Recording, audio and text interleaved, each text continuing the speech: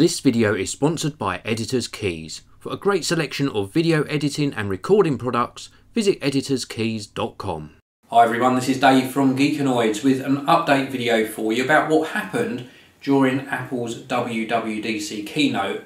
And now I've had a few days to consume all the information, just my thoughts, both good and bad, about what was announced.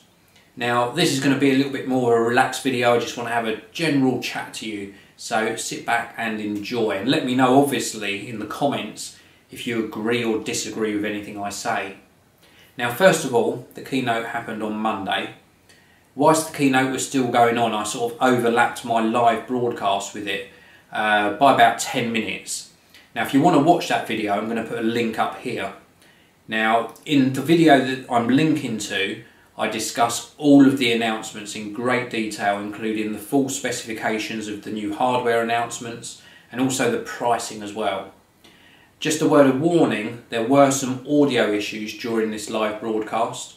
I didn't get the opportunity to edit them out because it automatically encodes and becomes available on my channel after the broadcast. So if you are going to watch it, click the link, sit back, get yourself a cup of tea or coffee because it lasts for about an hour, but do have your finger ready on your mute button. When the audio error occurs, it's sort of like a scrambled echoing sound. It does resolve itself, you just need to mute for a couple of minutes and then it will go back to normal. It happens twice, I think, during the video. So anyway, moving on, what happened during the keynote? Well, we had some software announcements and some hardware announcements. Let me just discuss the software announcements first. Now, on the Mac desktop, the big announcement was obviously the availability next month of Mac OS X mounting line, which has got a whole host of new features. It's going to be available in the Mac App Store, $19.99 for US users, and in the UK I haven't honestly checked the price, but I think it's going to be between sort of £12 and £15. And I think that's a really good price to pay for what you're getting. We're getting things like notifications, sort of if you've ever used Growl, which puts notifications in the top corner of your screen, very, very similar to that, but Apple's take on it. We've also got this nap mode, or I think it was called Power Nap, which sounded really rubbish at the time. I still hate the name, but the feature makes sure that your Mac is always updating. So things like software updates, emails, notifications, even backups can happen whilst your Mac is in sleep mode. Now there are a lot more features apart from just those couple I've talked about here, but overall I just think that it's an incremental upgrade. It's going to add some nice new features alongside some needed features, and for the price it's a steal. I think you'd be silly not to upgrade. So that's coming in July. And then we had news of iOS 6, and I've got to be honest with you, iOS 6 did disappoint me a little bit. There were some highlights which I will talk about here, but it disappointed me because I was expecting or hoping for something more radical. Now I say more radical, I wasn't really wanting them to do widgets, but I was just expecting a fresher look to things. It's been primarily the same from day one, and it's just a shame they didn't take this opportunity to really revamp it. We've got a new sort of dialer for the phone app, so that was a welcome upgrade. And also when a call comes into the phone, you can now either answer the call or you can swipe up and you can automatically send a preset message back to the person that was calling you, or you can set a reminder. So you've got all different features that you can do from the phone app, so that's really nice. I also liked the do not disturb mode. So for instance, at night time you might want to turn the phone off completely but be listening to a podcast like I do, but you don't want the screen coming on when you get a notification or a text, for example, and you can set it to do not disturb mode and it won't wake up the screen. Brilliant feature. And then the highlight for me was probably the maps feature, Apple no longer use Google Maps on their iOS devices. They've redone the maps themselves and includes all of their own cartography, turn-by-turn navigation, Siri integration so that you can voice activate travel routes. It updates with traffic information as well, and this is all coming free of charge in the iOS 6 update. Good on you, Apple, you've done some good stuff.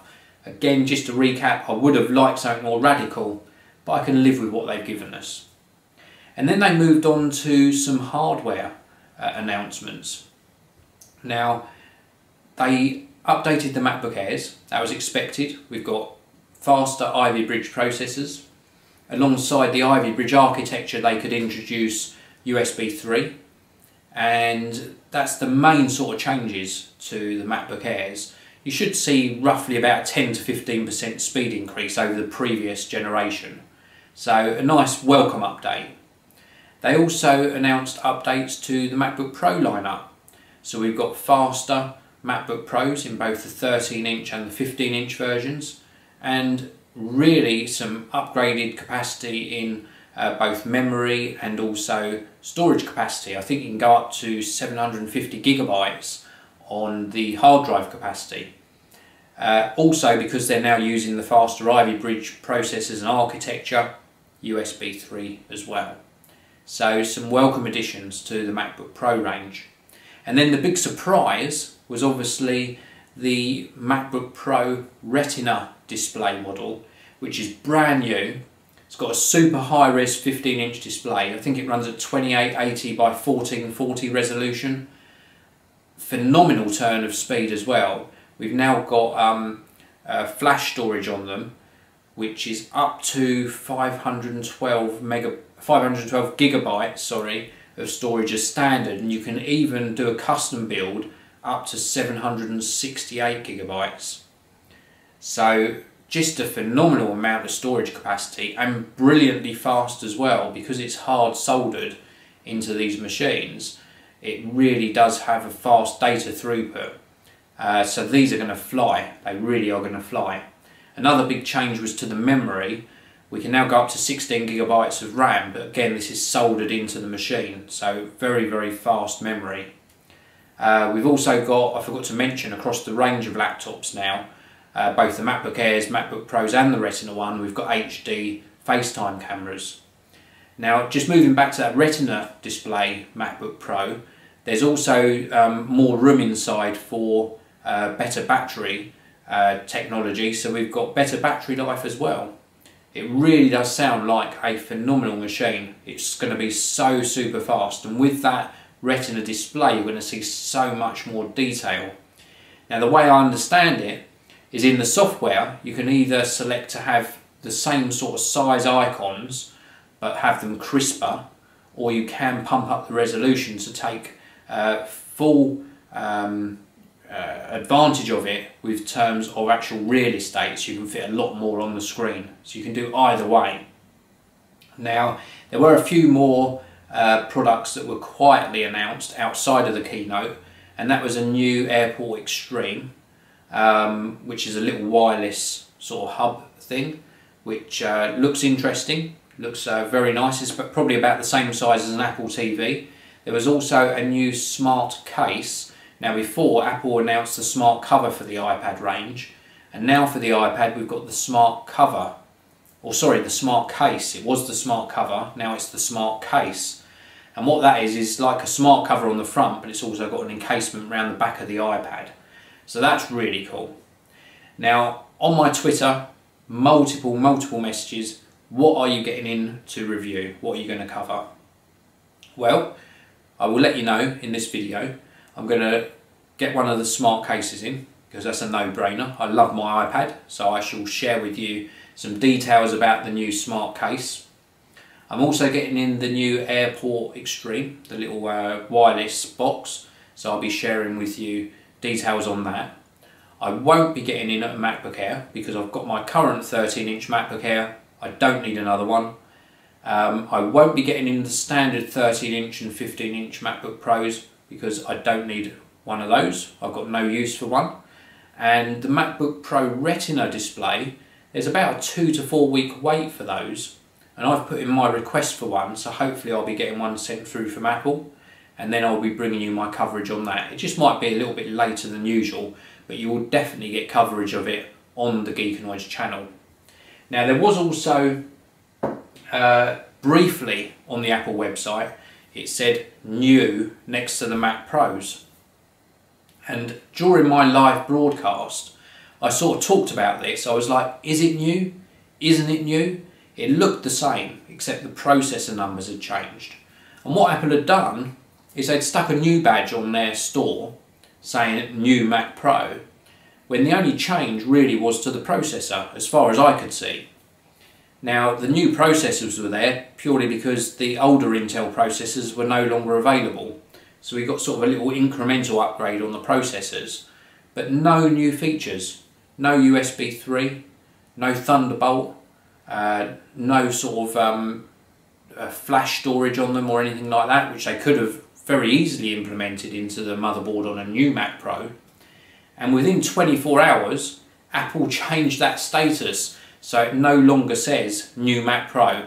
I think they got slated a little bit for putting the new badge on there because there was so little changed in this model. So I think bad on them really on that front. They should have thought about that before they pushed that sort of little mini update out to the Mac Pros. So what we're expecting now is maybe new Mac Pros later on in the year, and hopefully new iMacs as well, because obviously they weren't updated either.